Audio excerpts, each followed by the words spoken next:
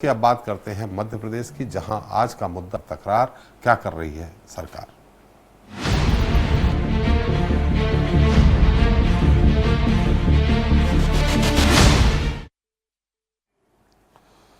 तो मध्य प्रदेश विधानसभा के बजट सत्र के दूसरे दिन कांग्रेस विधायकों ने अनोखे तरीके से प्रदर्शन किया।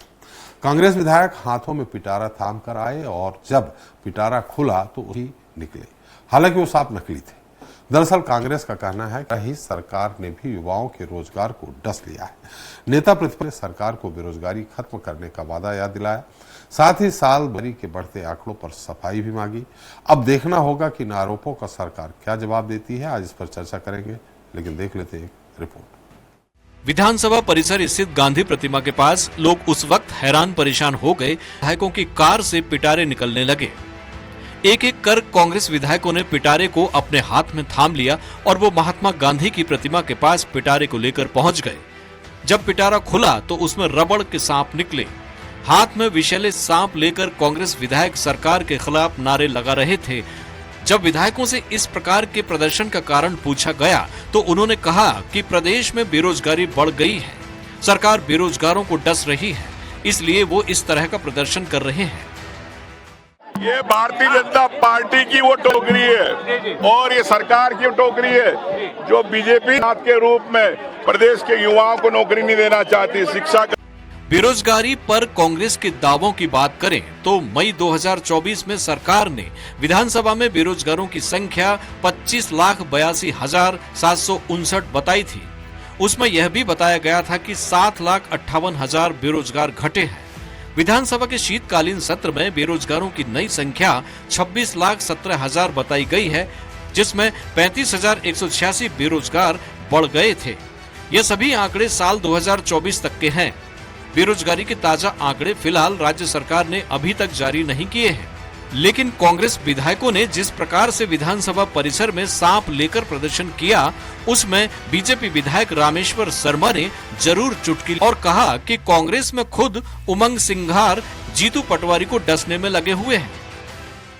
और कांग्रेस के अंदर इतने आस्तीनों के सांप हो गए हैं कि जीतू पटवारी जी उमंग सिंघार को डस रहे हैं, उमंग सिंघार दिग्विजय सिंह जी को डस रहे हैं, दिग्विजय सिंह जी कमलनाथ को डस रहे हैं और पूरी कांग्रेस एक दूसरे को डस रही है।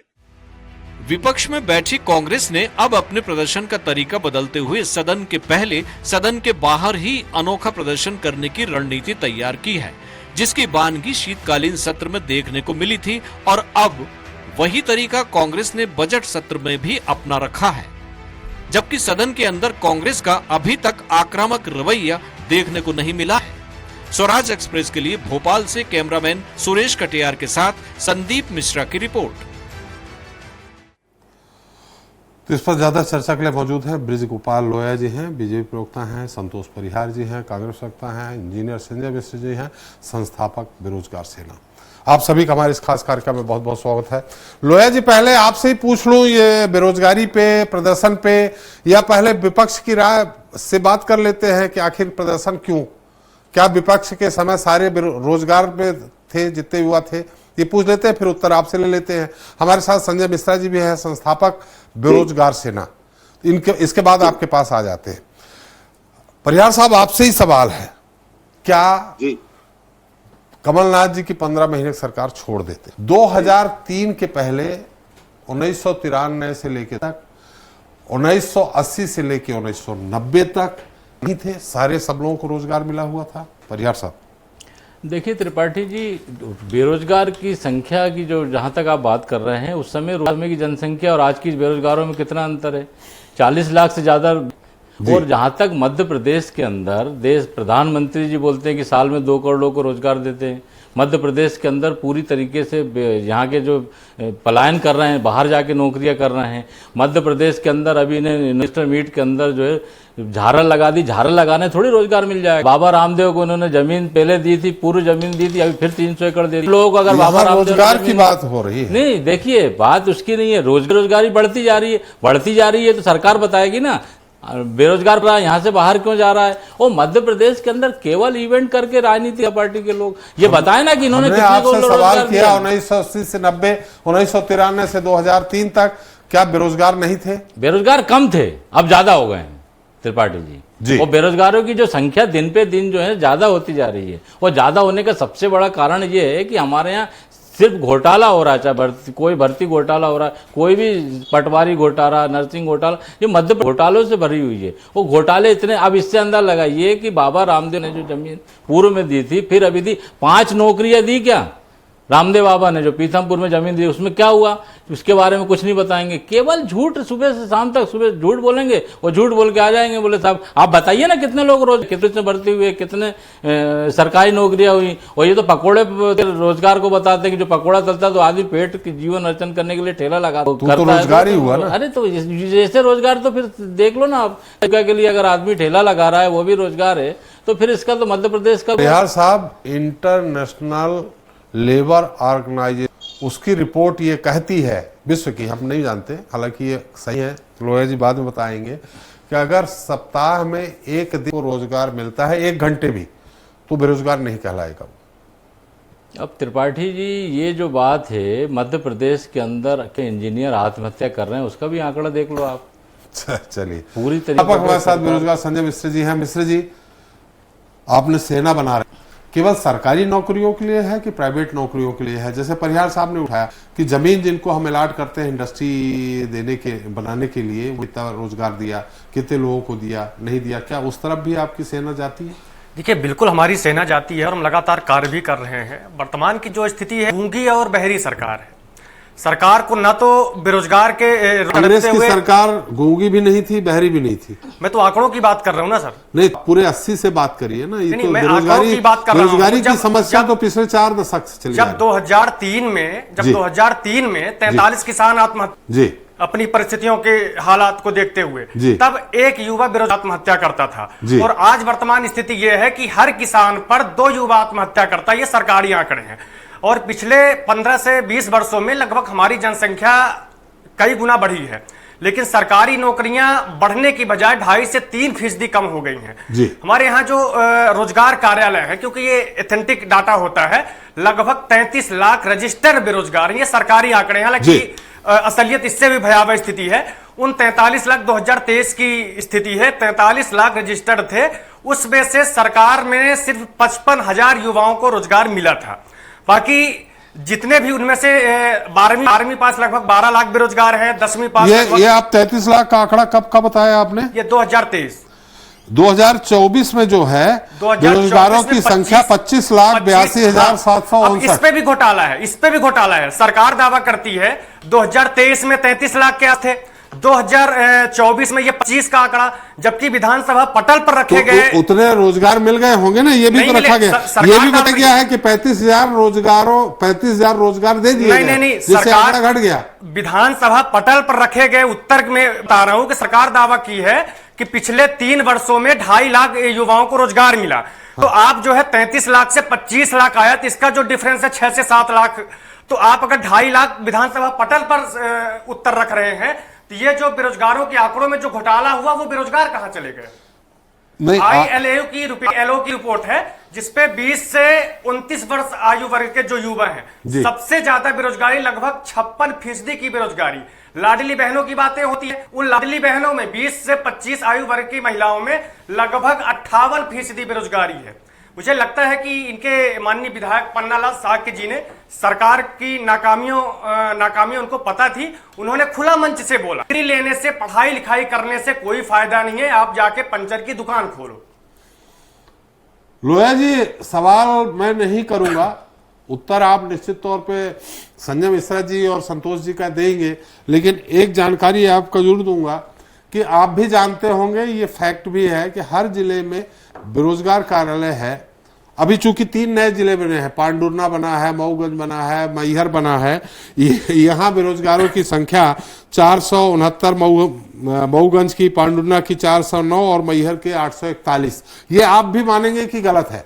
ये चूंकि नया जिला बना है, बेरोजगार कार्यालय रजिस्टर्ड कराए, तो 50% लोग तो मुझे लगता है कि बेरोजगारी कार्यालय में जाकर के रजिस्टर्ड ही नहीं कराते। ये जो कार्यालय में रजिस्टर्ड आंकड़े हैं वो है ये जो अभी प्रेजेंट किए गए हैं, हमें लगता है इससे डबल होंगे। जी लोया जी, देखिए त्रिपाठी हम तो ये भी मान सकते हैं कि वो और भी डबल से भी ज्यादा हो। जी, क्योंकि देखिए, व्यक्ति सत्य स्वीकार नहीं करते, कभी जनता का काम नहीं कर सकते। तो हम कभी किसी आंकड़े के पीछे नहीं छुपना चाहते, परंतु एक बात बड़ी स्पष्टता से कहना चाहते हैं, ये मध्य प्रदेश तेजी से आगे बढ़ रहा है, ये मध्य प्रदेश तेजी से परिवर्तन कर रहा है। और यदि मध्य प्रदेश तेजी से आगे बढ़ रहा है तो बिना युवक के नहीं बढ़ रहा है, ये युवाओं की ताकत से ही आगे बढ़ रहा है। यदि युवाओं की ताकत 23,000 करोड़ के बजट का मध्य प्रदेश 4 लाख करोड़ का बजट नहीं होता। लोया जी, आपकी आवाज कट के आ रही है, थोड़ा सा आप स्पीकर को अपने पास रखेंगे क्या? जी जी जी। देखिए एसपी त्रिपाठी जी, आपको आवाज आ रही है? हाँ, आ रही है। देखिए, यदि कोई मेरे मध्य प्रदेश का युवा अगर काम कर रहा होता तो मध्य प्रदेश की विकास दर देश में सबसे ज्यादा 15% नहीं होती। सर्वेक्षण की रिपोर्ट जी आज ही विधानसभा के पटल प्रस्तुत हुई, बताता हूं। यदि मध्य प्रदेश के युवा को काम ना मिला होता या वो काम ना कर रहा होता तो मध्य प्रदेश की प्रति व्यक्ति आय 11,000 से बढ़कर 1 लाख में ना हुई होती जी। ये देखिए, मैं फिर से कहता हूं कि मध्य प्रदेश 11,000 का आंकड़ा कब का बता रहे हैं आप? जो 11,000 2003 जी, 2003 का 38,497 रुपए 2011-12 जी। ये भी बता देता हूं मैं, मेरे काल के मध्यांतर की भी बात बता देता हूं। जो मेरी पार्टी की सरकार थी, 38,497 रुपए प्रति व्यक्ति आय थी 2011-12 में, और आज जो आंकड़ा सदन में प्रस्तुत हुआ है वो 1,52,000 से अधिक का है।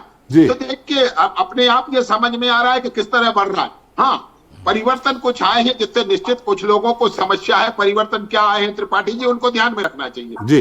कांग्रेस की अर्जुन सिंह की, दिग्विजय सिंह की में दो काम हुए थे। अर्जुन सिंह की सरकार में सिगरेट के पॉकेट की पर्ची पर नियुक्ति होती थी, वो हमने बंद कर दी। अब योग्यता के आधार पर नियुक्तियां होती हैं।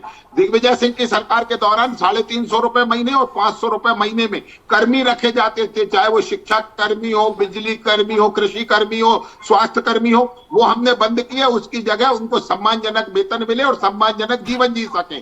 ये स्थिति में हमने उन्हें रोजगार देने का काम किया। तीसरी और चौथी सबसे महत्वपूर्ण बात करता हूं, मध्य प्रदेश का औद्योगिक उत्पादन 6 गुने से ज्यादा बढ़ा और मध्य प्रदेश का कृषि उत्पादन 10 गुने से ज्यादा बढ़ा। क्या ये मध्य प्रदेश के युवा ने काम नहीं किया और ये बढ़ गया? देखिए, आंकड़ों के पीछे छुपने की कोशिश मत कीजिए। और एक बात और है, जो सेना के हमारे सम्मानी मित्र हैं वो अभी कह रहे थे कि हम तो प्राइवेट और गवर्नमेंट दोनों जॉब को फोकस करते हैं। तो क्या प्राइवेट जॉब नहीं बढ़े? गुणात्मक रूप से बढ़े, धनात्मक रूप से नहीं बढ़े। मगर आपका जो कहने का पूरा तात्पर्य है कि 2.5% पद सरकार में कम हो गए, 2.5% कहां कम हो गए आप मुझे बता दीजिए। जहां पुलिस बल जितना था आज उससे 1.5 गुना है, पद कैसे कम हो जाएंगे? शासकीय स्कूलों की संख्या 2003 से अगर 2025 की बात करते हैं तो 1.5 गुना है। उसके बावजूद भी उसमें एक नियम डाला गया है कि एक शिक्षकी कोई शाला नहीं होगी, ऐसी कोई शाला नहीं होगी जिसमें एक शिक्षक हो, कम से कम 2 शिक्षक होंगे। कैसे कांग्रेस की सरकारों में नहीं होती थी, आज है। और यदि है तो शानदार अस्पतालों की दम से है। वो अस्पतालों में आप जाकर देख लीजिए, जहां 5 लोग नहीं थे आज वहां 25 लोग काम करते हैं। इसके बावजूद आप इस तरह से उसको झूठ बोलने की कोशिश करते हैं। मेरा बड़ी विनम्रता से आग्रह है, इस मध्य प्रदेश के युवा भविष्य के लोया जी, मैंने पहला सवाल संजय जी से, लोया जी पहला सवाल संजय जी से यही कहा कि आप सिर्फ सरकारी नौकरियों की तरफ आपकी सेना जाती है कि प्राइवेट नौकरियों की तरफ भी जाती है? मैंने पहला सवाल उससे यही कहा। और वही आपसे भी सवाल है कि जो लोग हमारे यहाँ जमीन ले रहे हैं, उद्योग के नाम पे रोजगार देने की बात कर रहे हैं, उन पे कितनी आपकी निगरानी है? देखिए त्रिपाठी जी, लोग जमीनों को भी बड़े तरकीब से उसको के बड़ी कई बार दुख होता है इस बात पर जी कि यदि पतंजलि को जमीन दी है 300 एकड़, उससे 3,000 रोजगार जनरेट होंगे और उस पर 400 करोड़ का इन्वेस्टमेंट आएगा। इससे तो बहुत ऐतराज है। केवल आप देखिए, बाबा रामदेव का जिक्र हुआ और किसी का नहीं हुआ। कांग्रेस पार्टी के हमारे मित्र ने किसी और का जिक्र नहीं किया, केवल बाबा रामदेव का किया। अरे मैं आपसे प्रश्न पूछता हूं, एक आपका राजकुमार है, नवाब पटौदी के खानदान का चश्मो चिराग है, उसके पास 2300 एकड़ जमीन है चितलौद में। एक व्यक्ति को रोजगार मिलता है? मध्य प्रदेश की जीडीपी में 1 रुपए का योगदान है? कुछ भी नहीं है। गंदी और कठोर बातें कहने के लिए आप मजबूर मत किया करें। मैं फिर से कह रहा हूं, केवल एक का नहीं, मध्य प्रदेश इसमें आर्थिक सर्वेक्षण में हमने बताया है कि 4 लाख करोड़ के निवेश प्रस्ताव पटौदी के खानदान को सरकार ने जमीन नहीं दी है, उनकी अपनी पुश्तैनी है। मैं फिर से कह रहा हूँ, पटौदी के खानदान की जब उन्होंने खरीदी भी नहीं है। यदि मध्य प्रदेश में आज जो कुछ भोपाल स्टेट हुआ करता था, नवाब का सब कुछ यदि मध्य प्रदेश सरकार का है तो क्या पटौदी का नहीं है? ये दोनों तर्क अलग अलग है। खैर लोया जी, जी संतोष जी आप कुछ कहना चाह रहे हैं? मगर आप कितने कहेंगे जवाब सुनने पड़ेंगे। लोया जी बहुत अच्छा आपने बोला। मध्य प्रदेश में ये बता दीजिए कि बाबा रामदेव जी को आपने 300 एकड़ जमीन दी और अभी पूर्व में जो उनको 40 एकड़ दी थी उसमें एक आदमी को रोजगार मिला क्या? नहीं मिला। केवल कागजों में जमीन दे दो। अरे बात सुनिए पहले बात सुनिए, आपकी बातें मैंने सुनी। कागजों में जमीन दे दो और जमीन पे जो है कुछ हो नहीं।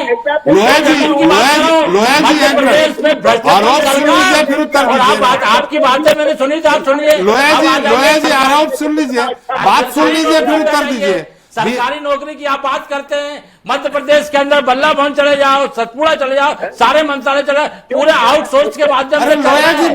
और वो भी जो है वो भी आउटसोर्स के जो माध्यम से चल रहे हैं, उनको कितनी सैलरी ब्रिज गोपाल जी ऐसे उत्तर नहीं आता है। केवल झूठी बातें करके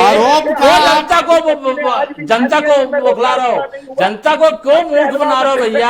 आप तो ये बताइए कि मध्य प्रदेश में जो ज्यादा अभी जो भोपाल, अरे भाई आपका समय क्या हुआ? ब्रिज गोपाल जी आप उत्तर आरोप सुन लीजिए फिर उत्तर दीजिए ना। के लिए आपकी अभी ना उनकी बात सुनाई पड़ेगी ना आपकी बात सुनाई पड़ेगी। बातें जो मैंने इसलिए आपने जब कहा, एक मिनट संतोष जी, आप जब कहा, संतोष जी ने बड़े ध्यान से सुना, मिश्रा जी भी सुन रहे हैं, आप सुन लीजिए।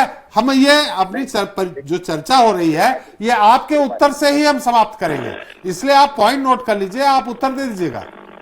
त्रिपाठी जी मेरा ये एक मिनट संतोष जी, हाँ बोलिए, क्या बोल रहे हैं? अब संतोष जी इकट्ठे प्रश्न कर ले, मैं एकत्रित जवाब जी संतोष जी कर रहे हैं, संजय जी कर रहे हैं, आप पॉइंट नोट कर लीजिए, आप उत्तर दीजिए, आपके उत्तर से ही हम प्रोग्राम समाप्त करेंगे। जी संतोष जी। बाबा रामदेव जी को जो पूर्व में जमीन दी थी उसमें एक आदमी को भी रोजगार मिला क्या? नहीं मिला। ऐसे कई लोगों को जमीनें दे दी, जमीन पे कुछ दिखता नहीं है, केवल सरकारी जमीन अलाट कर देते हैं। 300 एकड़ फिर दे दी, 3000 लोगों को रोजगार मिलेगा। जीआईएस के नाम पे भोपाल के अंदर झालर सजा दिया, 200-250 करोड़ रुपए खर्च कर दिया हवा में। उसका लाभ क्या होगा ये आगे समझ में आएगा। पूर्व में दिन पे दिन जो आंकड़ा बढ़ते जा रहा है, आउटसोर्स की बात कर रहा हूं, आउटसोर्स में सरकारी नौकरियों में कमी क्यों हो रही है? उसके पीछे सबसे बड़ा काम है गुजरात का एक काका बंधा हुआ है जो आउटसोर्स ले रहा है पूरे मध्य प्रदेश के अंदर।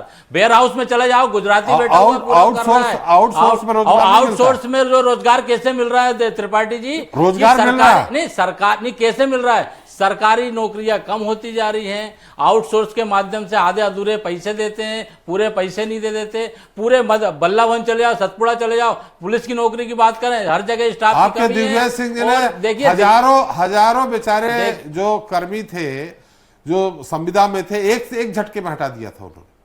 संतोष जी, त्रिपाठी जी पूर्व में जो हटाया था उसके बाद जो है मध्य प्रदेश के दिन पे दिन जो क्यों इंजीनियर क्यों आत्महत्या कर रहा है इसके बारे में कोई बात नहीं करता। कर्मचारियों की स्थिति ये इतनी दयनीय हो गई है, आउटसोर्स वालों को 7-7 महीने तनख्वाह नहीं मिलती, उसकी बात नहीं करते। जो आदिवासी बच्चों के कई स्कूलों के अंदर जो है 8 महीने तक तनख्वाह नहीं मिलती, उनकी बात नहीं करते। केवल खुद की ब्रांडिंग करते हैं और झूठ बोलते हैं सुबह शाम तक। और मध्य प्रदेश के अंदर इतना ज्यादा भ्रष्टतम प्रदेश हो गया है कि लूट का प्रदेश होगा, लूट रहे हैं, खुद की ब्रांडिंग करें, हवा की बातें करते हैं। आप ये बताइए कि मध्य प्रदेश के अंदर देखिए आंकड़े, मध्य प्रदेश के अंदर दिन पे दिन जो है बेरोजगार बढ़ते जा रहे हैं। यहाँ के जो यहाँ के लोग पलायन करके बाहर नौकरी करने क्यों जा रहे हैं? ये तो मध्य प्रदेश में दिख ही रहा है ना आने वाले। और उद्योग के अंदर केवल दिखावा करके, झूठ बोल के केवल ये जमीन अलाट कर दो सरकार, इसमें हो क्या रहा पूरे प्रदेश का? पूर्व में जमीन दी उसका कुछ हुआ नहीं, नई जमीन दे रहे हैं, उसमें फिर बाद में क्या होगा? और ये केवल खुद की ब्रांडिंग करके हवा वाली बातें करते हैं। इस चीज को बार बार क्यों रिपीट करें, खुद की ब्रांडिंग? संजय जी। अभी मैं दोनों लोगों को सुन रहा था। ब्रिज गोपाल जी, ये सही बात है कि बड़ी बड़ी बातें करना, लेकिन जमीनी हकीकत क्या है? झूठ बोलो, बार बार बोलो, जोर से बोलो। आप विकास की बात, आप विकास की बात करते हैं, आउटसोर्सिंग की बात करता हूं, जो सरकार की ठेका प्रथा है, जो आउटसोर्सिंग की बात हो रही है, जो मुख्यमंत्री सीखो कमाओ योजना की बात करूंगा, जिसपे 75% मानदेय जो है सरकार देती है। ये सीखो कमाओ योजना के अंतर्गत कई जिलों में ऐसा हुआ है कि फर्जी फर्म रजिस्टर्ड करके, जो ठेका प्रथा सरकार की है, फर्जी फर्म रजिस्टर्ड हुआ, उस पे से जो बेरोजगारों को जो है एंट्री की गई है, लड़कों को, उस युवा को पता नहीं है कि उसका एंट्री हो चुका है, उसके नाम से पेमेंट जा रही है। ये मुरैना में हुआ, भिंड में हुआ, और ऐसा हर जिले में है। और दूसरी चीज, सरकार बेरोजगारों में कैसे लूटने का काम करती है। ये शिक्षक पात्रता भर्ती हुई थी जिसपे 12 लाख युवाओं ने अप्लाई किया था। 12 लाख युवाओं ने अप्लाई किया, 46,000 युवाओं ने टेस्ट दिया, 8,000 का चयन हुआ, लगभग 45 करोड़ रुपए, लगभग 45 करोड़ रुपए इससे कमाई हुई। जबकि आज तक उस शिक्षक पात्रता परीक्षा जो 8,000 लोगों ने पास किया है, आज तक ज्वाइनिंग नहीं हुई। ये तो रही इनकी सीखो कमाओ योजना की। और जो अब IT park, Bhopal IT park, इनकी नाकामी का सबसे बड़ा जीता जागता उदाहरण है। भोपाल आईटी पार्क जब शुरू हुआ था तो कितने बड़े बड़े सगुफे फेंके जा रहे थे, और आज भोपाल आईटी पार्क की आप वास्तविकता देख लीजिए। मध्य प्रदेश में दिनों दिन आत्महत्याएं हो रही हैं, चाहे पटवारी हो, शिक्षक हो, पुलिसकर्मी हो, नर्सिंग के हो, हर वर्ग अगर सड़क पर अपने रोजगार के लिए लड़ रहा है, मांग रहा है, तो आप रोजगार किसको दे रहे हैं?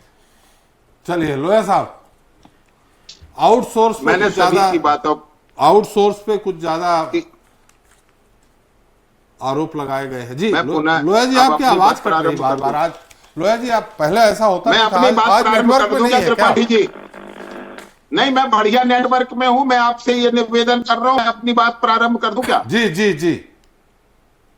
देखिए त्रिपाठी जी, यहां बैठकर झूठ बोलने से काम नहीं होगा।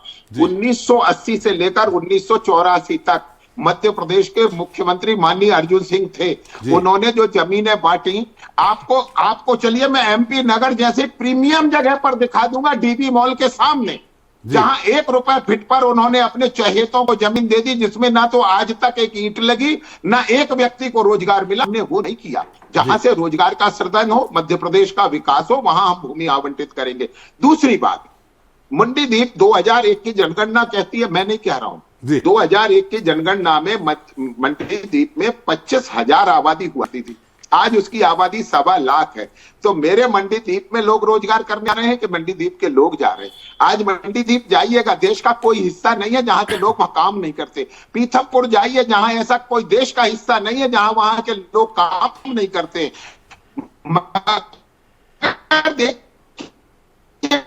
कुछ लोग करते रहेंगे, ये भी मैं बहुत बेहतर जानता हूं। एक बात और कह रहा हूं, जो अभी हमारे कांग्रेस के मित्र कह रहे थे कि तनख्वाह नहीं मिल रही है, उन व्यक्तियों का नाम बताएं कि मध्य प्रदेश सरकार का एक भी कर्मचारी ऐसा हो जिसका वेतन 6 महीने 8 महीने नहीं 1 महीने लोया जी, संतोष जी ने कहा कि आउटसोर्स जो कंपनी है, आउटसोर्स करने वाले जो कर्मचारी हैं, उनको तनख्वाह नहीं मिल रही। मैं फिर से एक बात और जिम्मेवारी के साथ कहता हूं, आउटसोर्स का भी अगर कर्मचारी है तो उसका वेतन जहां सरकार से आ रहा है वहां जा रहा है। दूसरा, एक हमारे मित्र जो हमारी बेरोजगार सेना के सम्मानीय अध्यक्ष हैं, उन्होंने एक प्रश्न रखा कि पेमेंट जो सीखो कमाओ योजना की है उसकी कहीं और चली गई। मैं बड़ी जिम्मेवारी के साथ कहता हूं, डायरेक्ट बेनिफिट ट्रांसफर के माध्यम से हम किसी दूसरे के खाते में पैसे नहीं डालते। फर्जी फर्म में फर्जी में बेरोजगार युवा रजिस्टर्ड हैं। मैं आपको दिखा रहा हूं भिंड मुरैना की। अरे भैया सुन लेंगे, जिस व्यक्ति का आधार कार्ड है, बैंक में खाता है, जिसका पैन कार्ड है, उस व्यक्ति को तो फर्जी मत कहिए। कम से कम थोड़ा तो राम के नीचे रहिए मित्र। ऐसा कोई व्यक्ति ढूंढ कर बताइए जिसका बैंक में खाता है, जिसके पास आधार कार्ड है, जिसके पास पैन कार्ड है, वो बैंक जाके पैसे निकालता है। आप उस व्यक्ति को फर्जी कह रहे हैं? क्या आपकी पसंद का व्यक्ति ही असली होगा, बाकी सारे लोग फर्जी माने जाएंगे? भारत की सरकार और मध्य प्रदेश की सरकार किसी को नकद भुगतान नहीं करती। केवल अंत्येष्टि सहायता योजना के अलावा हम किसी योजना में नकद भुगतान नहीं करते, संबंधित के खाते में भुगतान करते हैं। जब खाते में भुगतान करते हैं तो फर्जी का सवाल कहां से पैदा होता है? मित्र, थोड़ा सा मेरा निवेदन है कि हम चश्मा लगाकर युवाओं की बात ना करें, हम चश्मा लगाकर रोजगार की बात ना करें। यदि वास्तव में आप हितैषी हैं युवाओं के, तो हम युवाओं की बात करें। भारतीय जनता पार्टी और कांग्रेस से परे हट कर करें। आप ये भी बताएं कि कांग्रेस की सरकारों में मैंने बताया ना, 500 रुपए महीने में दिग्विजय सिंह ने कर्मी कल्चर प्रारंभ किया था। क्या हमने उसे समाप्त करके पाप किया? जो कर्मी थे, शिक्षा कर्मी थे, उन्हें 500 रुपए प्रतिमाह मिला करता था। आज उन्हें 64,000 रुपए प्रति माह मिल रहा है। तो ये मध्य प्रदेश की सरकार की उपलब्धि है, थोड़ा बता देते इसे भी, मगर आप नहीं बताएंगे क्योंकि आपने एक चश्मा लगा रखा है। और मैं फिर से कहता हूं, सरकार तेजी से काम कर रही है। हम रोजगार 20 लाख का लक्ष्य रखा है, हम उसे पूरा करें। चलिए, हमारा एक अनुरोध है लोया साहब, अगर इस तरह के आरोप लग रहे हैं, सरकार बहुत बृहद होती है, प्रदेश भी बहुत बृहद है, कि जमीन के आवंटन के नाम पर हम अगर उद्योग लगाने की बात कर रहे हैं तो एक उस पे भी निश्चित तौर पे आप एक नजर बनाए रखिए कि वाकई में ये उद्योग लगा रहे हैं, रोजगार दे रहे हैं कि नहीं दे रहे हैं। इस पे एक जरूर नजर रखिएगा, काफी कुछ आपको मिलेगा, थोड़ा बहुत तो नहीं, बहुत गड़बड़ी मिलेगी। चलिए, हमारे प्रोग्राम भी समाप्त होता है। बहुत बहुत धन्यवाद बृजगोपाल लोया जी आपका, संजय मिश्रा जी आपका, संतोष परिहार जी आपका हमारे साथ चर्चा में शरीक होने के लिए। तो सरकारी परिभाषा के मुताबिक अगर 7 दिनों में कोई व्यक्ति 1 घंटा नौकरी या दिहाड़ी मजदूरी करता है तो माना जाता है कि वो बेरोजगार नहीं है। रोजगार की ये परिभाषा अंतर्राष्ट्रीय श्रम संगठन यानी ILO की है, जिसे दुनिया के बाकी देश भी मानते हैं। आंकड़ों की ये बाजीगिरी बेरोजगारी के आंकड़ों को कम दिखाने का एक आसान उपाय है, यानी आंशिक और अस्थायी काम को भी सरकारें रोजगार की श्रेणी में रखकर बेरोजगारी की दर को कम दिखाती हैं, जबकि सामान्य तौर पर हमें बेरोजगारों की भीड़ ज़्यादा नजर आती है। इसके अलावा एक सच्चाई ये भी है कि देश में आज तक कोई भी सरकार 100% रोजगार उपलब्ध नहीं करा सकी है। रोजगार के अवसर पैदा करना और लोगों को रोजगार देना एक सतत प्रक्रिया है, जिसमें कभी कमी बेसी आती रहती है, लेकिन ये भी सच है कि सरकारों को इस ओर गंभीर प्रयास करना चाहिए ताकि हर हाथ को काम और जीवन यापन के लिए एक सम्मानजनक राशि मिल सके। आज के लिए इतना ही। नमस्कार।